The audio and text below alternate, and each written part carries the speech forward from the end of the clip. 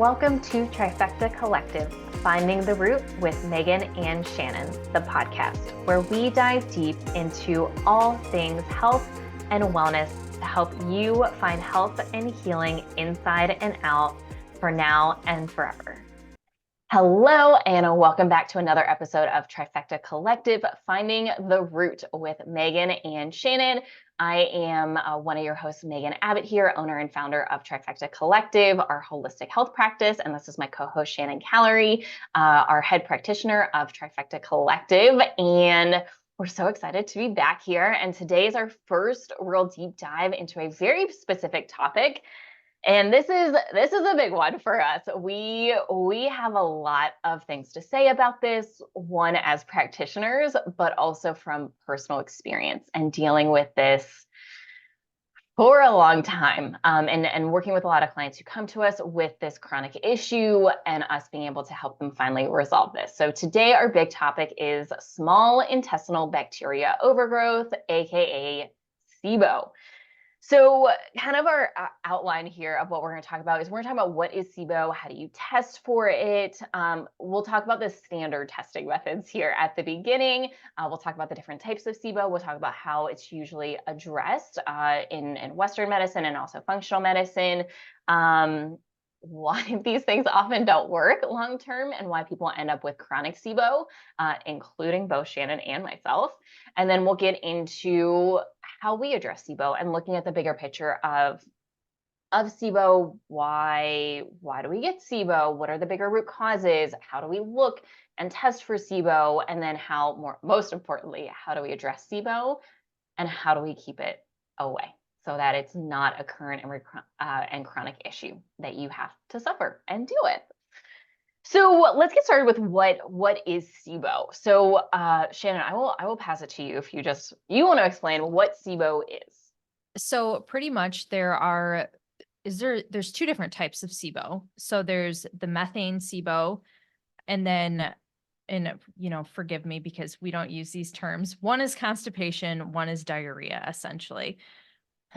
Both involve a lot of discomfort and gas in the stomach, and it's pretty much a bacterial overgrowth that's in your small intestines. There's so much to this. The main form of testing is the breath test that you can actually go into your medical doctor and have them do. I did this test. Did you do the breath test? So many times. Yeah. I did so many of these tests. Yeah.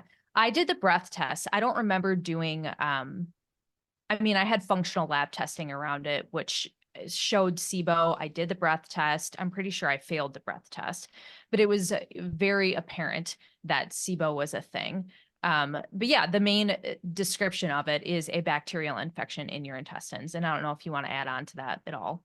Yeah. So, and really what happens here, because this is really important to understand when we get into bigger root causes it's your large intestine has all of this different kind of bacteria, which is 100% supposed to be there. However, when certain things we'll say go wrong and checks and balances aren't there, that bacteria or certain kinds of bacteria from your large intestine can overgrow into your small intestine, which they're not supposed to be there. And this can cause a whole wide range of symptoms. Shannon touched on a bunch: constipation, diarrhea, gas. Really, for me, really, really bad smelling gas for many people. Room clearing, terrible gas. It can cause a lot of pressure under your abdomen, and it can almost feel like it can be hard to breathe because you can get so bloated under your rib cage that I remember it would be hard for me to breathe after I would eat sometimes. And it wasn't because I was overly full or anything. It was just I'd get that significant bloating right under my rib cage, and that's super uncomfortable. Some people experience acid reflux with this too. A lot of food sensitivities can definitely happen as well. And technically speaking, there's 3 kinds of SIBO. And this is near and dear to my heart because I had the third kind that no one talks about. So there's the hydrogen, methane, and then a sulfate based one. And there's technically no test unless you know how to read a breath test appropriately for the third one. So it cannot show up on a breath test because the breath test is designed for the hydrogen and methane and to look at those, but not the third one, once again, unless you know how to read it, because it does show up, but it's not a direct test. You can also, this will show up in a variety of stool testing with bacterial overgrowths, but I'll also say, I mean, I had 5 stool tests done. And even like the last one that I did, they were like, oh, you're great. Your gut is amazing. Like all the bacterial issues are gone. And I go, cool, but I still have all of the same symptoms that I'm experiencing. So there's something still wrong. So yeah, that just a couple other things to note here with that. So yeah, so those are the main ways to test. Some Western medicine physicians will test via the breath test. Some will not, but that is kind of the gold standard. Functional medicine, usually a stool test and or a breath test. So yeah, and then if we look at how does Western actually, before I move on to like how do we address this, anything else I'm missing here? No, I was just going to kind of tag on and say like same thing with the I cannot tell you how many stool tests I've had. And I'm so sorry if you can hear loud lawn care right now because it's going on right below me. So apologize for that. Yeah, no, nothing super additional to that. Just kind of same thing. Like I also had all the testing done, all the GI map testing, or the stool testing, you know, and always came back with the same response of, yeah, no, like you're good. We don't see it here, even though I had all the symptoms. So that's kind of why we don't focus on all of that testing. And we'll talk about the testing that we do like, but yeah. Yeah. So if we look at how do most people address, and really there's 2 ways. One is a prescription medication, and this is usually prescribed for anywhere between 7 to 14 days, depending on your prescribing physician. There's a handful, usually the first line of defense, and this does widely depend on the physician, but I'd say the most common medication is rifloximine, is the most common kind of antibiotic that's often used. It works for some people. It doesn't work for others. But we'll talk about long-term why this often doesn't work. And then looking at supplements, usually there's kind of 2 main protocols I feel like are widely used in the holistic functional medicine route. Usually there's the Candibactin route, Candibactin AR and BR. Usually the recommendation is 4 to 6 weeks for that. And then for biotics, also has a protocol itself. Usually it's at least the FC-Cytal and Dysbiocide, also for 4 to 6 weeks. Sometimes there's a third product in for the biotics one. You can also kind of make your own. I've also been put on this, like make your own that has like some sort of oil of oregano and like maybe some other kind of herbs in there that are antimicrobials, and some sort of like, I think one of the big ones that I was on, and I think I was on this a few times, was oil of oregano and biocidin for breaking down the Biofilm. Yes, breaking down those biofilms. And you know, sometimes I got relief, sometimes I didn't, but it always came back. And then I can't tell you how many times I've been on all those supplements. so many. Unfortunately. Yeah. And then the other piece of this, which we have very strong feelings on, is the low FODMAP diet, which is the most common elimination diet that's often used with this. Oh yeah. And we run into so many people, so many people come to us who are on this diet. And I know so many people personally, like in life that I run into, family members, friends who come to me and they're like, yeah, they gave me this diet and they told me to stay on it forever. And that's like heartbreaking to me, because if you have ever seen the low FODMAP diet, you know how crazy restrictive it is. And it is not any way that you could live like a normal life around food. That this topic, you know, is like so upsetting to me. So we do not recommend that crazy strict of a diet to help heal this. And granted, I know that there are some people that it has worked for, just like everything in life. Like there's many things that work for some people that don't work for others. It's very bio-individual, but in large, our approach, which does not involve this diet, we see really great results. And the low FODMAP diet really, and certainly like, we're not going to do like a full deep dive and like, what can you eat and what can't you eat? There's easy information available online about that. But generally speaking, you're avoiding a lot of sugars. And the reason being is sugars will feed the bacteria, and then you will have excess symptoms that result as a part of that. And there's even some like non-sugary type things. I mean, there's a lot of fruits that are cut out, some vegetables that are cut out. And even like for me, garlic and onions, I mean, that was really tough for me to cut out. And those were two things that I really reacted to.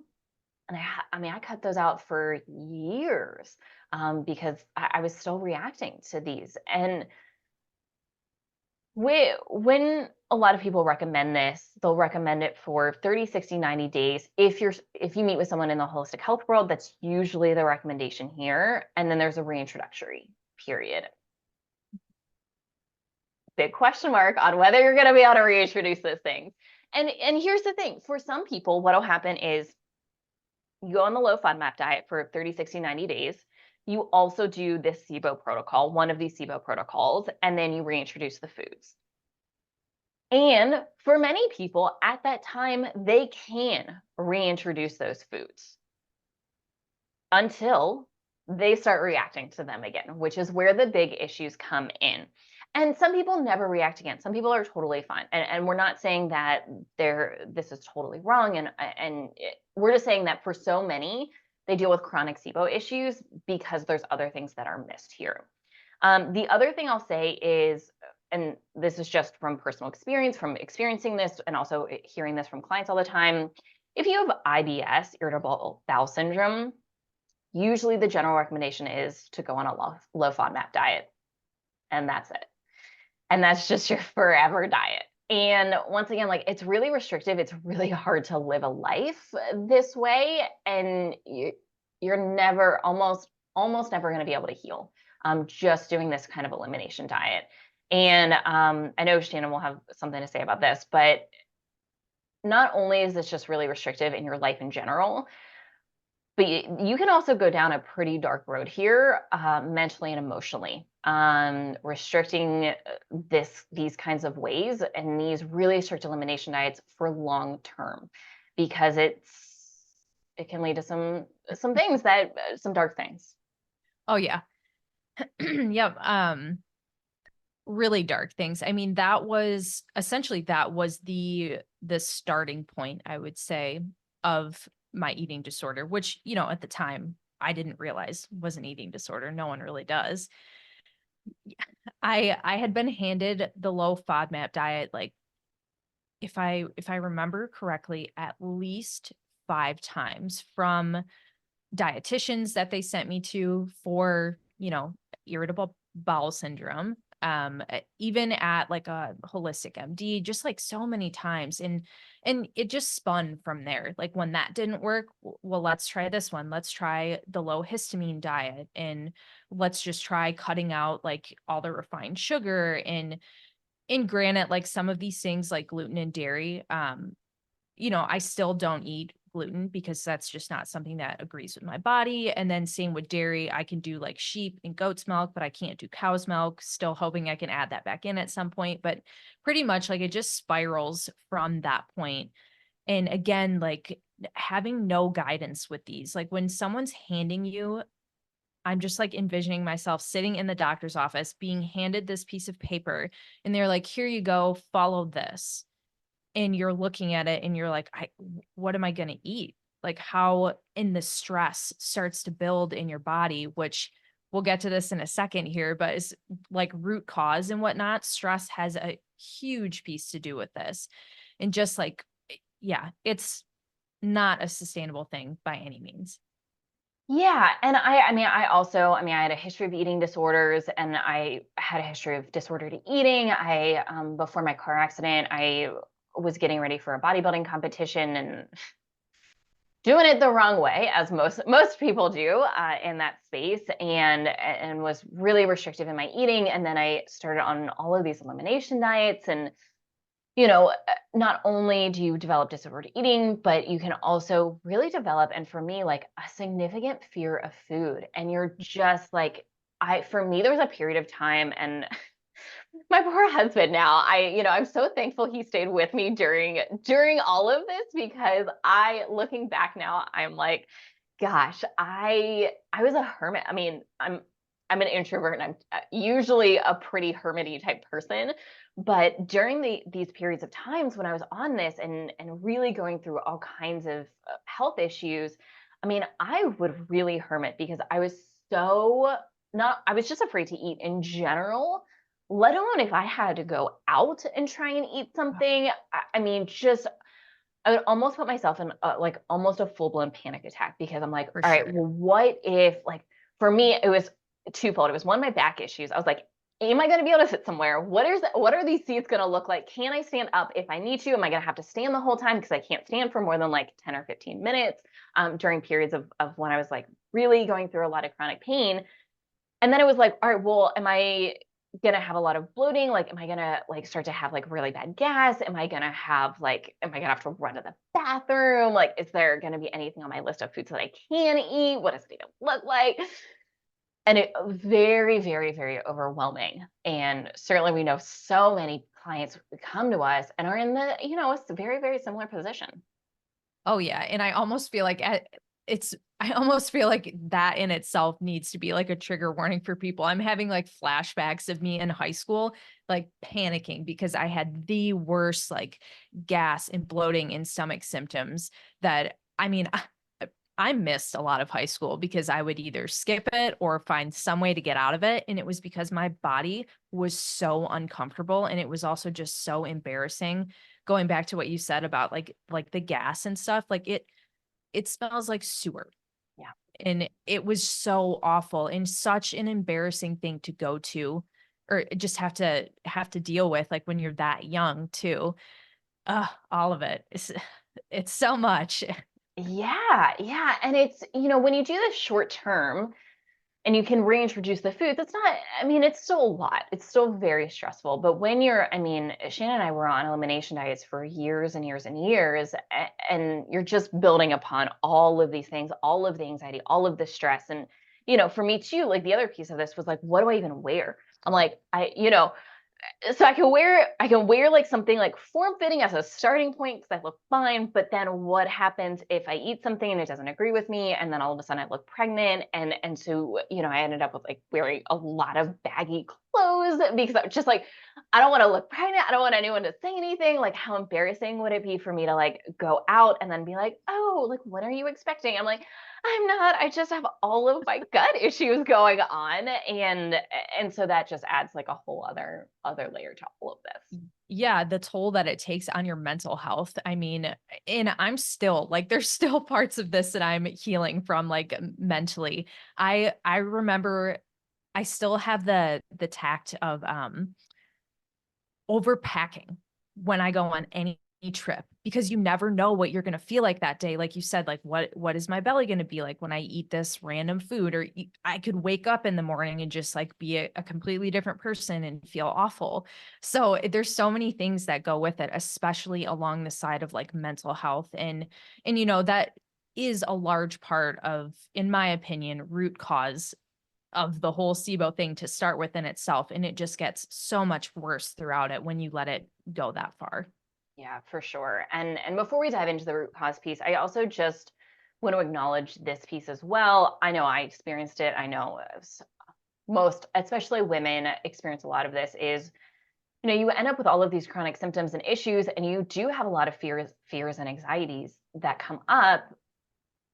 And then the recommendation is, oh, let's put you on an anti-anxiety medication, because the anxiety and a lot of times the depression and the fears, like, these are all coming up. And when you explain it to someone who's never experienced all of this, yeah, they're gonna be like, of course you have anxiety. Like, here's a medication. This is why you're having all of these things, but not understanding that all of these emotions and all of these stressors that are coming up and all of these protocols and all of these things that you have to think about, it's so overwhelming, and it's something you're struggling with all of the time. And it's often something you don't want to share across the board with everyone in your life. And if you do, you know what, you know exactly what I'm talking about. But then you end up just shutting down because everyone's like, well, what can you eat? Where can you go? Like, how are you feeling today? Like, oh, so and so high maintenance because she can only eat da da da da. And of The high course, maintenance term gets me every time. yeah, yeah. So you end up having some anxiety issues. And yes, medication can be helpful in this, but also at the same time, of course you have anxiety. Dealing with all of these things coming up, of course you're going to end up with some mental health struggles because it's so overwhelming to deal with this. Yeah. Yeah. It is, and if you're ready to dive into the root cause part right now, stress is definitely one of those things, along with so many other things. Like low stomach acid is a big thing. And again, another very controversial topic, the stomach acid. I know that a lot of what we hear is, when we have acid reflux, like you have too much stomach acid. So then we add in like the over the counter medications or, PPIs, whatever it may be. That's like a huge thing. And this can actually be the start of how some of this bacteria can grow in your gut, because our stomach acid is like the first line of defense for our body when we're eating. We need an acidic stomach to actually break down our food in the pathogens and anything that could potentially be on the food. So this is like a huge piece to this. And that's another thing that I feel like society is slowly coming around to realizing, that maybe all the medication in lowering our stomach acid is not the answer here. Yeah, and I want to backstep here just a little for two things. So one, so often these protocols, these standard protocols, whether you go medication route, whether you go supplement route, often don't work, or just the low FODMAP diet. These things often don't work, and this is why we hear so often recurrent SIBO, or SIBO is so hard to get rid of because it's chronic and it comes back again and again. And Shannon and I both experienced this, and it's because you didn't address the bigger things and the whys. So now we're going to get into the whys. And I also, I just want to talk about stress here for a minute. And I know we'll go even deeper into this in some of the other episodes, but I just want to talk about stress real quick and why chronic stress is such a big root cause here, because it's so downstream. So I want to talk about two big things that chronic stress naturally does. So the first thing that chronic stress does, and if we're eating in a chronically stressed state, our stomach acid production is naturally lower. So if you're eating on the run, if you're not chewing your food, if you're just like in a hyper-responsive, like sympathetic stress state, your stomach acid is naturally just going to be lower, whether or not you normally have stomach acid issues or not. It's naturally going to drop. And the reason being is, if we think like way back in the day, if we were being chased by a predator, let's say we were being chased by a tiger, it probably wouldn't be super beneficial for us to stop and have a snack and like digest that snack while we were being chased by this animal predator. So if we're chronically stressed, our body doesn't know the difference between a tiger and another form of chronic stress that we experience nowadays. And so our digestion is just naturally going to start to shut down a little bit, and it's not going to work optimally. So we need to be in a little bit more of a parasympathetic, relaxed, a little bit more like rest and digest kind of state when we're going to eat. And we'll certainly dive deeper into that. But that's like the first thing that can happen. Another thing that can happen is when we're in a chronic state of stress, and we will do, I promise, at least one other episode on this, our cortisol production, which is one of our stress hormones, naturally increases, which should happen. Like that is what our body should do. However, what our body is designed to do is be able to handle these short periods of stress and then come back down. The issue comes in when we're chronically stressed and we don't have that come back down kind of thing. And what happens during that is cortisol is produced by our adrenal glands. And when it's produced, and especially chronically produced, it needs a lot of nutrients to be able to work, especially like sodium, potassium, magnesium, vitamin C, zinc oftentimes. And so when we're chronically stressed and we have chronic cortisol issues and adrenal issues, it's also pulling and stealing a lot of nutrients. And there's also a lot of those same nutrients are required to make stomach acid. And so it's almost like a twofold in that one, our body, if we're eating chronically stressed, we're not producing enough naturally. But two, even if we weren't, if we're still chronically stressed and our adrenals are having a really tough time, do we have enough nutrients to produce the stomach acid that's even required? And then, it's kind of like, then we got a snowball effect, and then we have gut issues, and then we're not absorbing nutrients, and then really now we don't have enough nutrients to produce stomach acid, among many other things, and it just kind of snowballs there. But I think that's a really important thing to note. In this is one of the reasons why chronic stress is such a big issue and needs to be addressed with chronic SIBO issues. Yeah, definitely. And I love that saying digestion begins in the brain, because, that's essentially what you just explained, is it does begin in the brain. And that is such a huge piece to this. And that's, again, why it's not just one thing that is going to help heal this. It's like a multi approach. There's a couple different things that we have to do, which, again, reiterating on what you said, which is, it's why it's a reoccurring thing for a lot of people, is because we're not taking this like multi-dimensional approach to healing it. Yeah, for sure. So low stomach acid is for sure a really big one. And if you're not, if you're like, I don't know, do I have low stomach acid or not? There's a really easy baking soda test that you can take. Now, look, it's not perfect.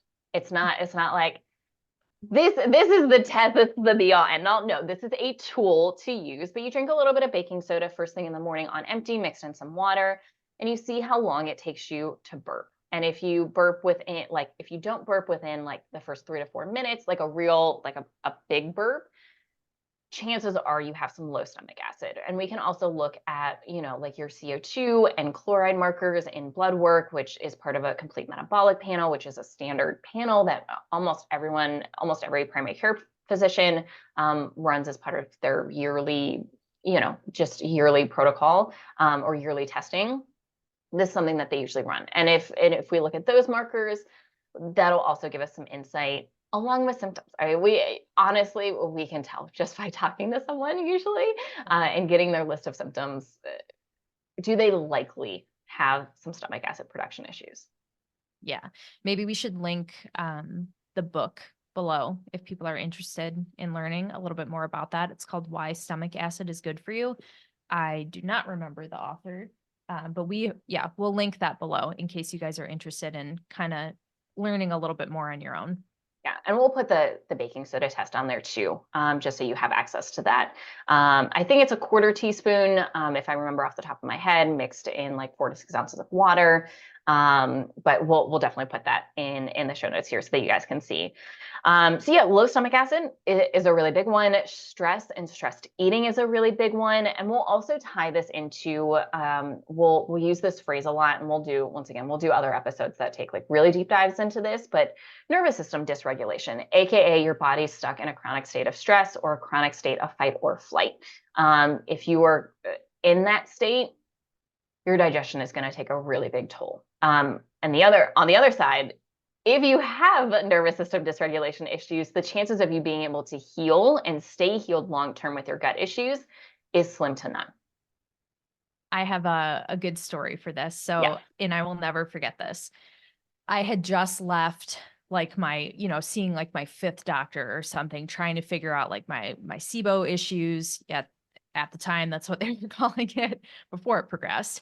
And I was in a craft store with my mom standing in line. And this was like, I don't know, maybe 2012. Like SIBO was not a big thing, not as big as it is now.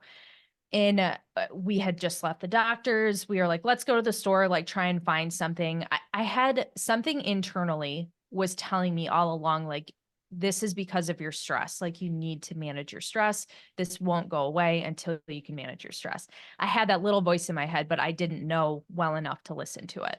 So we hear this lady talking to her friends across the store saying, yeah, I got diagnosed with SIBO, but I knew it was my stress. And I started doing like all these crafts, and then everything went away. Like, I started focusing on myself and my hobbies again.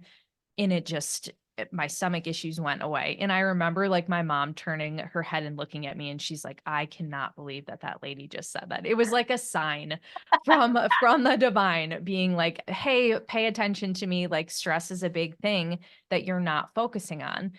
I still ignored it because I wasn't very in touch with myself back then, but I had to share that because that was such a pivotal point for me where I really started to think about stress being a root cause. Yeah. And my gut was in a pretty good place before I started doing like my deeper dive into nervous system regulation.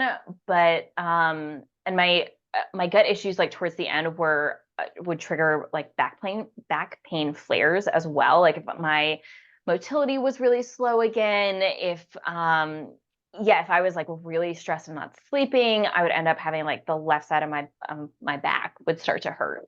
And I start to have pain again. And yeah, I mean, that when I really started doing the nervous system, I was like, oh, I like really never have any like food sensitivity. I mean, I don't eat gluten. I also don't do dairy, cow's dairy. But like really like my gut issues, like these are really like not becoming an issue anymore. Like the constipation issues that I dealt with for a long time, that just like wasn't an issue anymore. And I was like, oh, I'm not even doing anything right now for my physical body. Now I had done a whole bunch of stuff, and I think that this is a piece for many people. I don't think this alone can change it for a lot of people who have been suffering for many years. But yeah, I was like, oh, like that I just don't have these issues anymore. Like this is crazy to me. That the like this mental and emotional body played such a big role. Yeah. Um, yeah, and just nutrient deficiencies we've talked about. Let's get into the diet piece here, because there's a lot of nuances to this. Now, certainly, we're not big fans of low FODMAP. We're actually, as a practice, we don't promote strict elimination diets by and large. We will do modified elimination diets temporarily sometimes, if needed, for symptom management while we're doing bigger, other deeper work. And that's the way we utilize elimination diets. Now, this isn't to say we don't talk about nutrition, because we absolutely do. And there are some things that we can focus on that really help our body from a nutritional standpoint. And we'll dive into like some of the ways that we look at this. But I just want to throw that out there that yes, nutrition plays a role. We're not saying nutrition doesn't play a role, but we're personally not big fans of these strict elimination diets because we know all the other things that we've already talked about that come into play when it comes to these elimination diets. Yeah. And, if we're getting into food a little bit, the main thing that you can do for yourself and I will say like I feel like most of our clientele is females. So I feel comfortable when I say this, that most females do not eat enough food, specifically protein.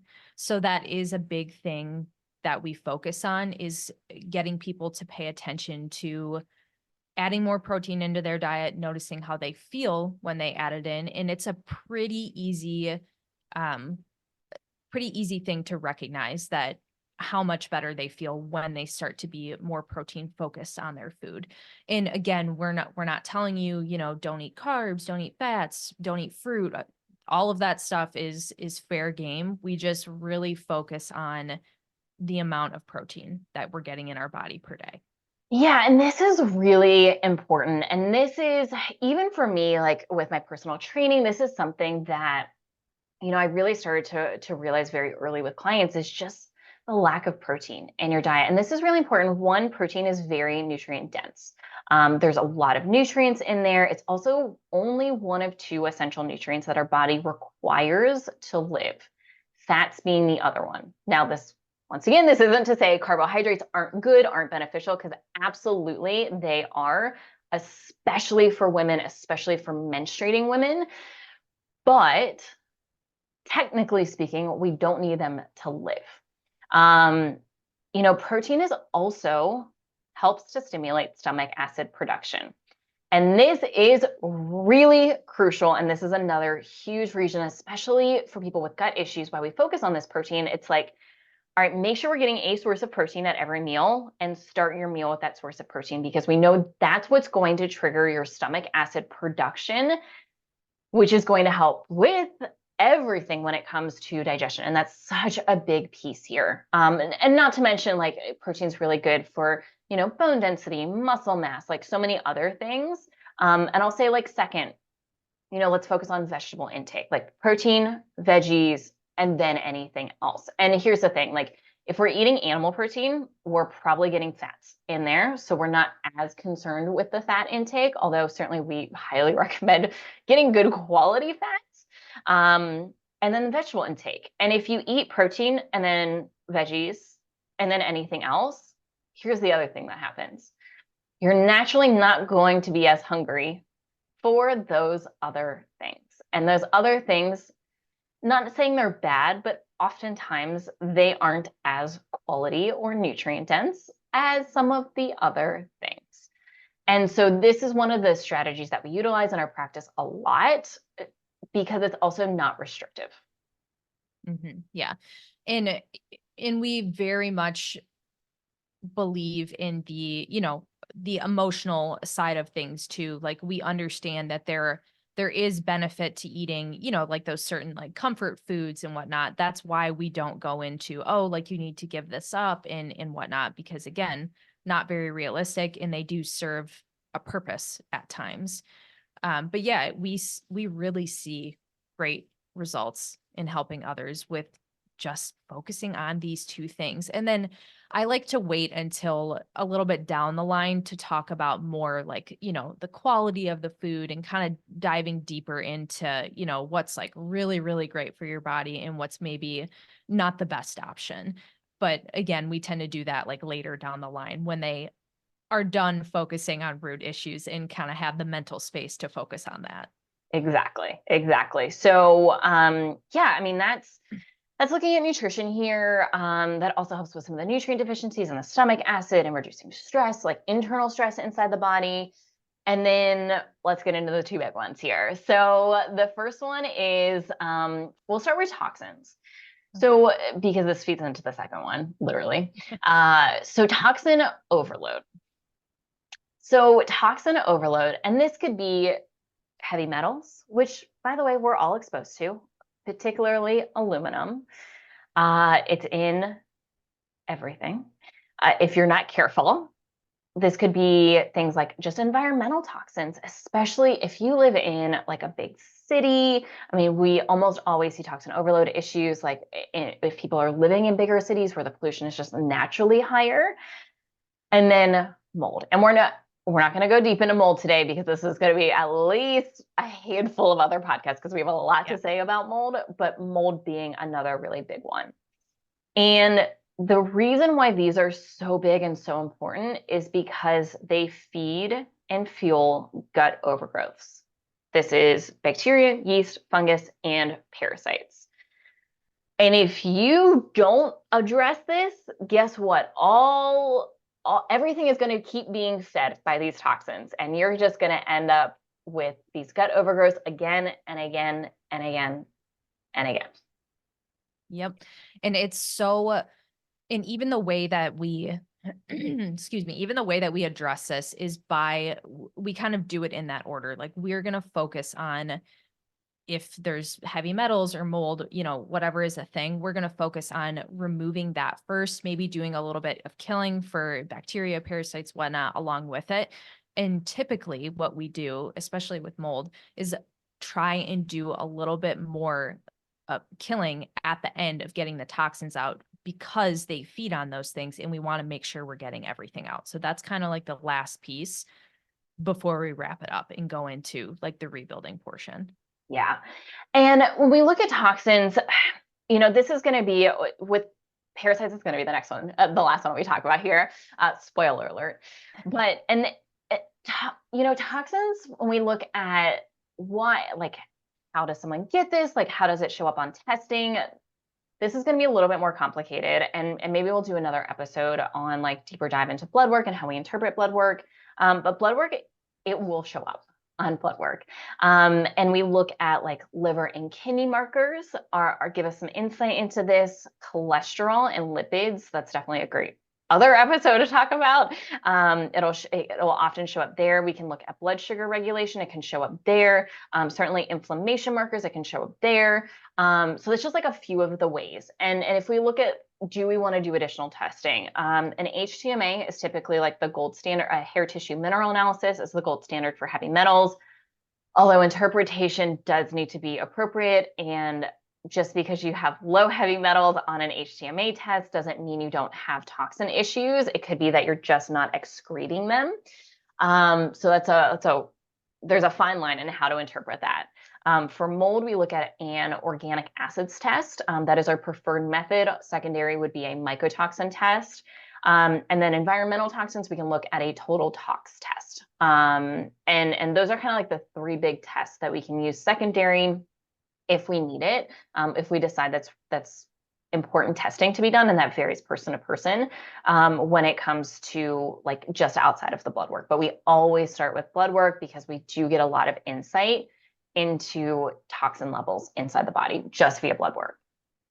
Yeah, blood work, and then, just talking to someone too, to hearing their symptoms, what they're dealing with. And, I know test, don't guess, which is why we choose blood work for the number one thing. But a lot of times when we get into, and this is coming from two people who spent a ton of money on testing, sometimes when we go right for the testing and then we get it back and we don't see a ton, like you could have just wasted like $400 or $500 on something that you didn't need.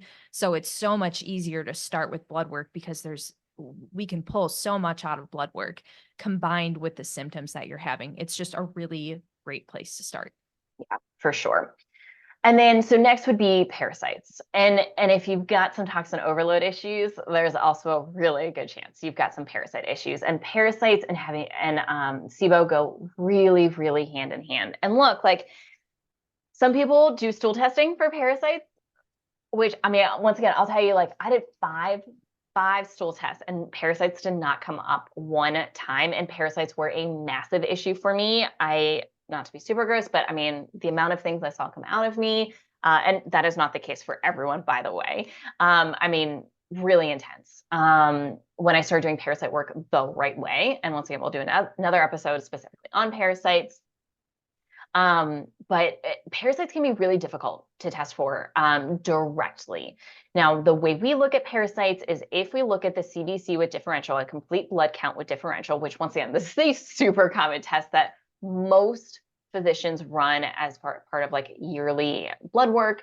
We look at the relationship between the monocytes, eosinophils, and basophils.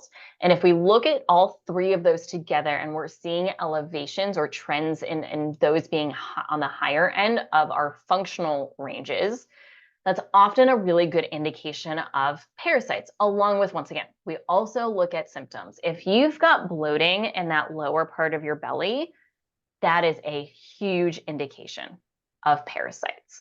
Not saying, and usually what will happen is if you've got SIBO and parasites, you'll have that pregnant belly, that real like hard, pregnant looking belly kind of bloat.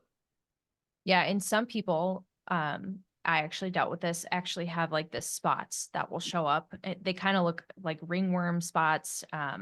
There's a couple different things. I would say the lower belly bloat is the biggest that we see. And then also most people don't pay attention to this, but if you're really into like, energy, full moon stuff, if your symptoms get worse around the full moon, that's another really good indication that parasites might be an issue for you because they become more active around the full moon. Yeah, exactly. And we can do additional parasite. We don't only do parasite work around the full moon, but you can do additional protocols, and we'll talk about maintenance here in a few minutes, and we'll talk about full moon protocols here. So those are the big root causes. And here's the thing, in our practice, we look at all of these because It's usually not one. It's usually a few of these that all go hand in hand because they really do, especially like chronic stress slash nervous system dysregulation, low stomach acid, toxin overload, and parasites. These go hand in hand so much. So when we go to address these, which we're going to talk about the steps that we use to address these, it's so important that we look at all of these, but there's also an order of operations to make sure that you don't feel worse, a lot worse. No promises. Yes, you can have some detox reactions, but we try to mitigate these as much as possible. And doing these things in a very specific way can help with that.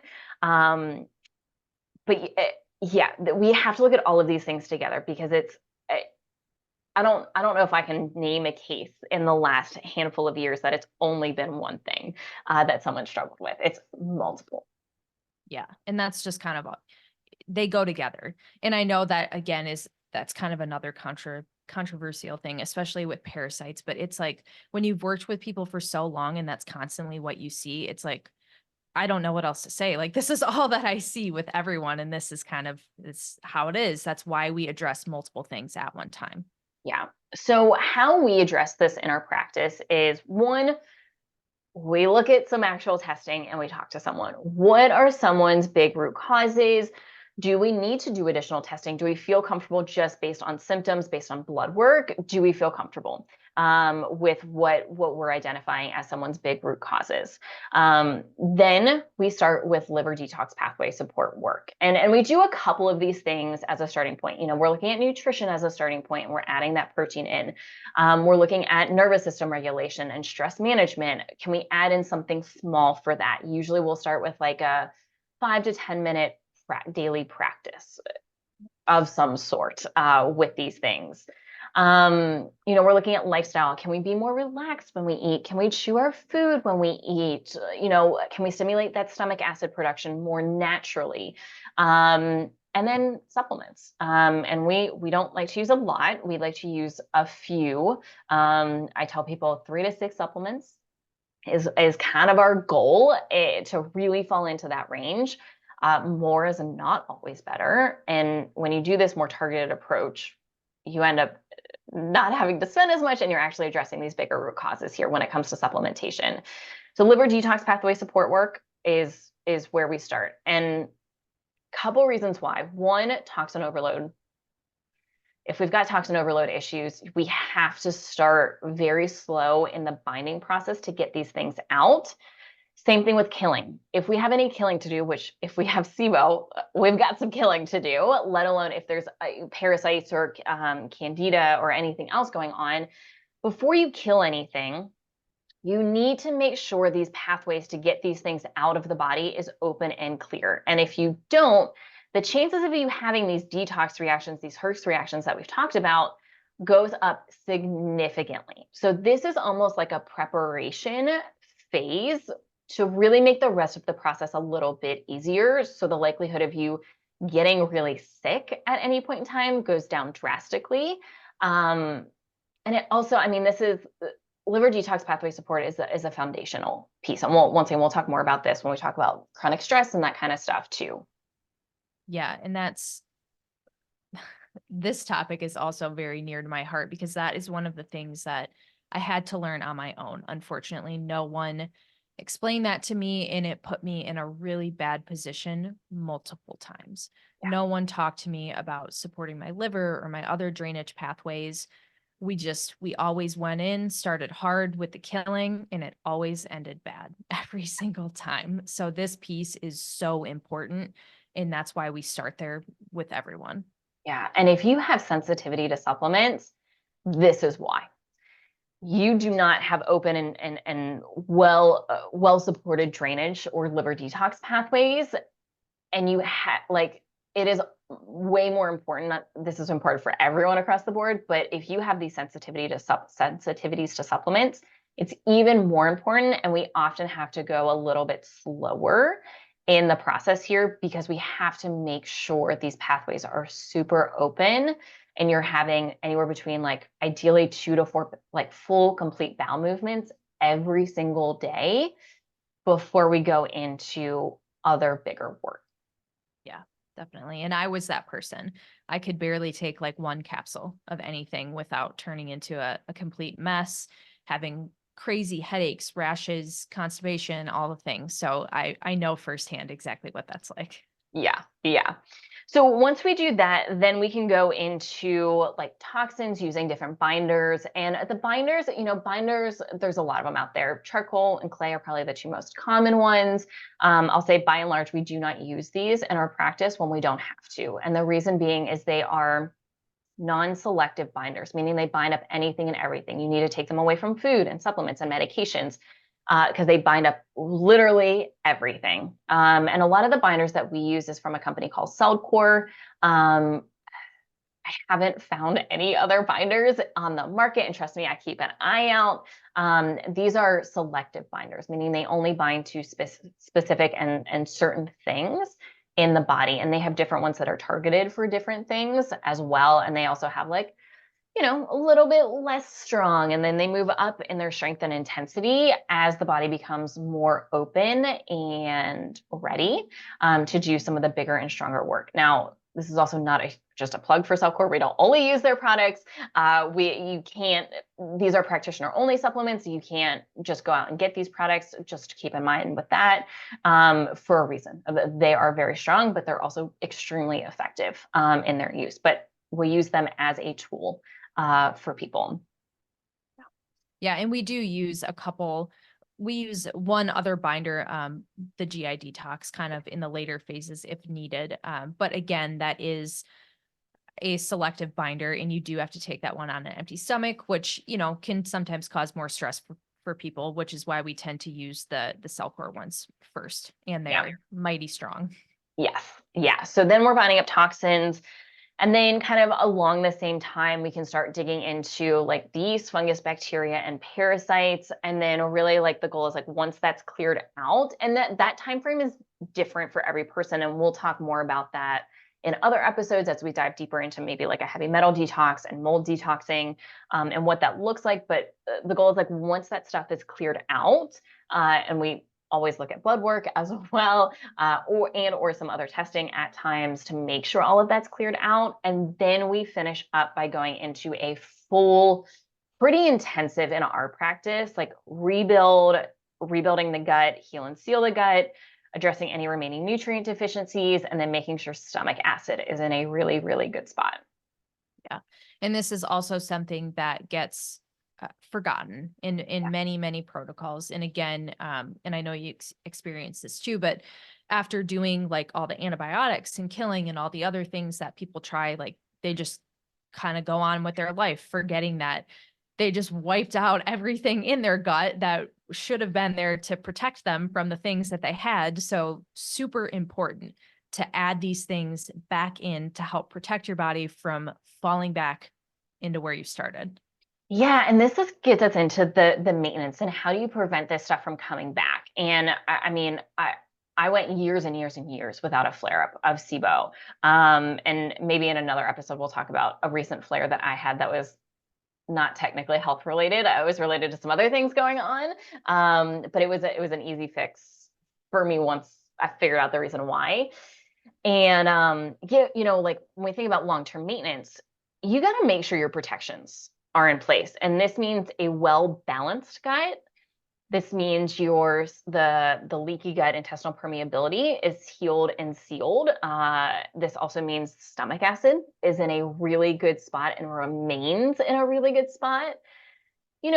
Nutrition for sure is important, although I would say if you do this right, there's a lot of flexibility when it comes to nutrition, and most people can add in most things. Shannon and I have mentioned that we're both gluten-free and cow's dairy-free, and that's because our bodies just don't respond great to these things. And that it's a personal choice that we choose not to reintroduce those because we know how they make us feel and they don't make us feel great. So we choose not to reincorporate those. And then the final piece would be stress management and nervous system regulation work. And this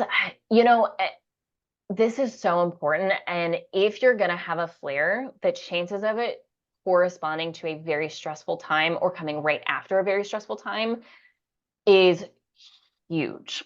And when we're done working with someone in their protocols and as a client, we make sure we talk about this because this is so important. Because we know, like, look, life happens. Like, stress is gonna happen. You're gonna have stressful periods in your life, and so part of this maintenance protocol is when these things happen, what needs to be done to make sure that we don't end up in the same position that we did in the first place.